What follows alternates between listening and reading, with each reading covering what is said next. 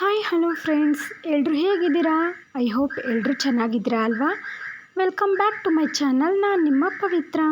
ಇವತ್ತು ನಾನು ಏನು ತಿಳಿಸ್ತಾ ಇದ್ದೀನಿ ಅಂದರೆ ಚಪಾತಿ ಹಾಗೂ ಜವಳಿಕಾಯಿ ಪಲ್ಯ ಮಾಡೋದನ್ನು ತಿಳಿಸ್ತಾ ಇದ್ದೀನಿ. ಮೇಯ್ನಾಗಿ ಚಪಾತಿ ಜೊತೆ ಜವಳಿಕಾಯಿ ಪಲ್ಯ ಹೇಗೆ ಮಾಡೋದು ಅಂತ, ಉದ್ರ ಪಲ್ಯ.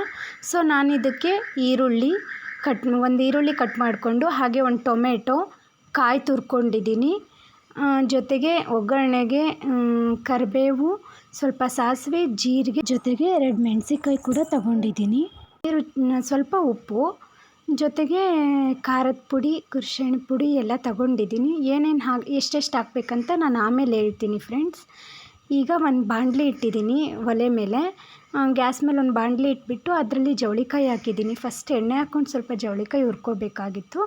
ಬಟ್ ನಾನು ಮರೆತುಬಿಟ್ಟು ಜವಳಿಕಾಯಿನ ನೀರಲ್ಲೇ ನೆನೆ ಹಾಕಿದ್ದೆ ತುಂಬ ಹೊತ್ತು. ಹಾಗಾಗಿ ಫಸ್ಟ್ ನೀರೆಲ್ಲ ಹೋಗಲಿ ಅಂತೇಳ್ಬಿಟ್ಟು ಹಾಗೆ ಖಾಲಿ ಹುರ್ಕೋತಾ ಇದ್ದೀನಿ ಅದನ್ನು ನೀರು ಬಾಡೋವರೆಗೂ. ಈಗ ನೀರು ಬಾಡ್ತಾ ಬಂದಿದೆ ನೋಡಿ ಫ್ರೆಂಡ್ಸ್. ಈಗ ಸ್ವಲ್ಪ ಅದಕ್ಕೆ ಎಣ್ಣೆ ಹಾಕ್ತೀನಿ, ಆವಾಗ ಬೇಗ ಉರಿಯುತ್ತೆ ಅಂತೇಳ್ಬಿಟ್ಟು ಎಣ್ಣೆ ಹಾಕಿ ಈಗ ಹುರಿತಾ ಇದ್ದೀನಿ ನೋಡಿ ಫ್ರೆಂಡ್ಸ್. ಇವಾಗ ಸ್ವಲ್ಪ ಎಣ್ಣೆ ಹಾಕಿದರೆ ಟೇಸ್ಟ್ ಚೆನ್ನಾಗಿ ಬರುತ್ತೆ.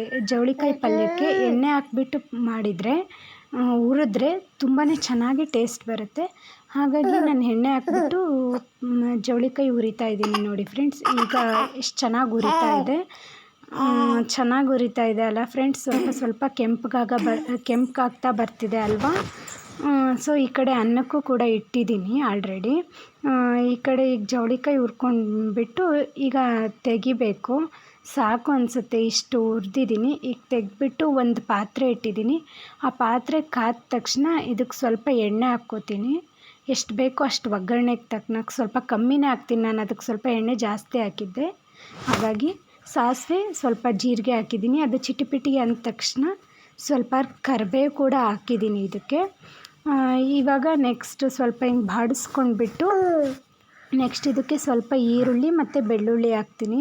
ಬೆಳ್ಳುಳ್ಳಿ ಹಾಕೋದ್ರಿಂದ ಪಲ್ಯ ಟೇಸ್ಟ್ ಚೆನ್ನಾಗಿ ಬರುತ್ತೆ ಅಂತೇಳ್ಬಿಟ್ಟು ಒಗ್ಗರಣೆಗೆ ಈರುಳ್ಳಿ ಹಾಕಿದ್ದೀನಿ. ಸ್ವಲ್ಪ ಉಪ್ಪು ಹಾಕೋದ್ರಿಂದ ಈರುಳ್ಳಿ ಬೇಗ ಬಾಡುತ್ತೆ ಫ್ರೆಂಡ್ಸ್. ಹಾಗಾಗಿ ಇದಕ್ಕೆ ಸ್ವಲ್ಪ ಉಪ್ಪು ಕೂಡ ಹಾಕ್ತಿದ್ದೀನಿ, ಕಲ್ಲುಪ್ಪು ಹಾಕ್ಕೊಂಡು ಬಾಡಿಸ್ಕೊತಾ ಇದ್ದೀನಿ. ಹಂಗಾದರೆ ಬೇಗ ಕೆಂಪಗಾಗುತ್ತೆ, ರೋಸ್ಟ್ ಆಗುತ್ತೆ ಈರುಳ್ಳಿ ಅಂತೇಳ್ಬಿಟ್ಟು.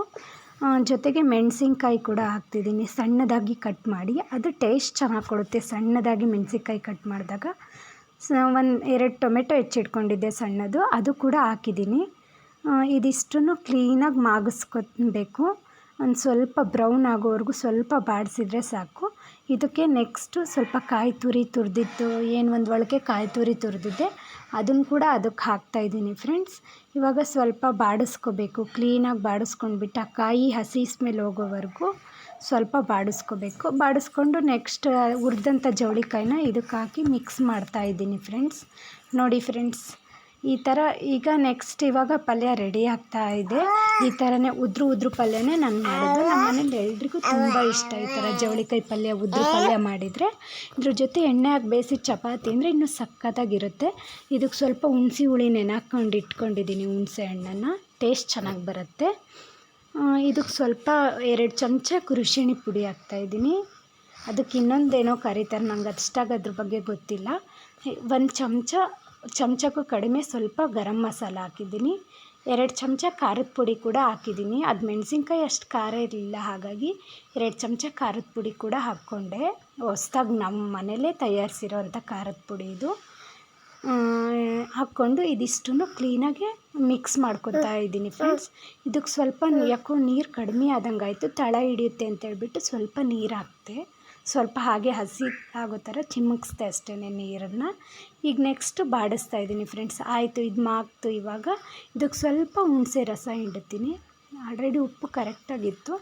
ಇದಕ್ಕೆ ಸ್ವಲ್ಪ ಹುಣಸೆ ರಸ ಹಿಂಡಿ ಇವಾಗ ಇನ್ನೊಂದ್ಸಲಿ ಎಲ್ಲ ಮಿಕ್ಸ್ ಮಾಡ್ತಾಯಿದ್ದೀನಿ ಫ್ರೆಂಡ್ಸ್. ಇವಾಗ ಎಲ್ಲ ಮಿಕ್ಸ್ ಆಯಿತು ನೋಡಿ ಫ್ರೆಂಡ್ಸ್. ಸಾಕು ಅನಿಸುತ್ತೆ, ಇಷ್ಟು ಮಾಗಿದೆ, ಅದು ಚೆನ್ನಾಗಿ ಬಂದಿದೆ. ನಾನು ಟೇಸ್ಟ್ ಕೂಡ ನೋಡಿದೆ. ಇದನ್ನು ಒಂದು ಬಟ್ಲಿಗೆ ಸರ್ವ್ ಮಾಡ್ತಾಯಿದ್ದೀನಿ, ಒಂದು ಬೌಲ್ಗೆ. ಇದನ್ನು ಸರ್ವ್ ಮಾಡಿ ಈ ಕಡೆ ಇಟ್ಟಿದ್ದೀನಿ. ಇವಾಗ ನೆಕ್ಸ್ಟು ಚಪಾತಿ ಬೇಯಿಸೋಣ ಅಂತೇಳ್ಬಿಟ್ಟು ಪಲ್ಯ ಮಾತ್ರ ಚೆನ್ನಾಗಿದೆ ಟೇಸ್ಟ್. ನಾನು ಆಲ್ರೆಡಿ ಟೇಸ್ಟ್ ಮಾಡಿ ನೋಡಿದೆ. ಈ ಕಡೆ ಹಂಚು ಕಾಯೋಕೆ ಇಟ್ಟಿದ್ದೀನಿ. ಚಪಾತಿ ನಮ್ಮ ಅಕ್ಕ ಉತ್ಕೊಡ್ತಾ ಇದ್ದಾಳೆ. ಇವಾಗ ಅದನ್ನು ಬೇಯಿಸ್ಬೇಕು ಫ್ರೆಂಡ್ಸ್. ಹಂಚು ಕಾದಿದೆ. ಇವಾಗ ಚಪಾತಿ ತವಾದ ಮೇಲೆ ಹಾಕಿದ್ದೀನಿ ಫ್ರೆಂಡ್ಸ್. ನೋಡಿ ಫ್ರೆಂಡ್ಸ್, ಚಪಾತಿ ತುಂಬ ಚೆನ್ನಾಗಿ ಬೆಂದಿದೆ ಅಲ್ವಾ. ಚಪಾತಿ ಜೊತೆ ಈ ಜವಳಿಕಾಯಿ ಪಲ್ಯ ತಿಂದುಬಿಟ್ರೆ ಟೇಸ್ಟ್ ಮಾತ್ರ ಸೂಪರ್ ಫ್ರೆಂಡ್ಸ್. ಸದ್ಯಕ್ಕೀಗ ನಿಮಗೆ ತೋರಿಸೋದಕ್ಕೆ ನಾನು ಒಂದೆರಡು ಚಪಾತಿ ಬೇಯಿಸ್ತಾ ಇದ್ದೀನಿ. ತುಂಬ ಚಪಾತಿ ನಮ್ಮ ಅಕ್ಕ ಮಾತ್ರ ತುಂಬ ಫಾಸ್ಟಾಗಿ ಚಪಾತಿ ಉತ್ತಾಳೆ ಫ್ರೆಂಡ್ಸ್. ನನಗೆ ಅಷ್ಟು ಫಾಸ್ಟಾಗಿ ಬರಲ್ಲ. ಬಟ್ ಈ ಚಪಾತಿ ಜೊತೆ ಇನ್ನೂ ಸ್ವಲ್ಪ ಎಣ್ಣೆ ಹಾಕ್ಬಿಟ್ಟು ಈ ಚಪಾತಿ ಮಾಡಿ ಜವಳಿಕಾಯಿ ಪಲ್ಯದ ಜೊತೆ ನೆಂಚ್ಕೊಂಡು ತಿಂದುಬಿಟ್ರೆ ಟೇಸ್ಟ್ ಮಾತ್ರ ಅಲ್ಟಿಮೇಟ್ ಫ್ರೆಂಡ್ಸ್. ನೋಡಿ ಕಮೆಂಟ್ ಮಾಡಿ ಹೇಗಿತ್ತು ಚಪಾತಿ ಜೊತೆ ಜವಳಿಕಾಯಿ ಪಲ್ಯ ಅಂತ ಹೇಳಿಬಿಟ್ಟು. ನೀವು ಒಂದು ಸಲ ಟ್ರೈ ಮಾಡಿ ನೋಡಿ ಫ್ರೆಂಡ್ಸ್. ಏನಾದರೂ ತಪ್ಪಿದೆ ದಯವಿಟ್ಟು ಕಮೆಂಟ್ ಮಾಡೋದನ್ನು ಮಾತ್ರ ಮರಿಬೇಡಿ. ಒಂದು ಲೈಕ್, ಒಂದು ಶೇರ್, ಒಂದು ಕಮೆಂಟ್ ದಯವಿಟ್ಟು ಮಾಡಿ ಫ್ರೆಂಡ್ಸ್. ಲೈಕ್ ಮಾಡೋದನ್ನು ಮಾತ್ರ ಮರಿಬೇಡಿ. ನೀವು ನಮಗೆ ಲೈಕ್ ಮಾಡೋದು ನಮಗೆ ಇನ್ಸ್ಪಿರೇಷನ್ ಸಿಗುತ್ತೆ. ಈ ವಿಡಿಯೋ ಎಂಡಿಂಗಲ್ಲಿ ಎಂಡ್ ಸ್ಕ್ರೀನಲ್ಲಿ 2 ವೀಡಿಯೋಸ್ ಬರ್ತವೆ ಫ್ರೆಂಡ್ಸ್. ಸಜೆಸ್ಟ್ ವಿಡಿಯೋ ನೋಡಿ ಕಮೆಂಟ್ ಮಾಡಿ. Thank you for watching.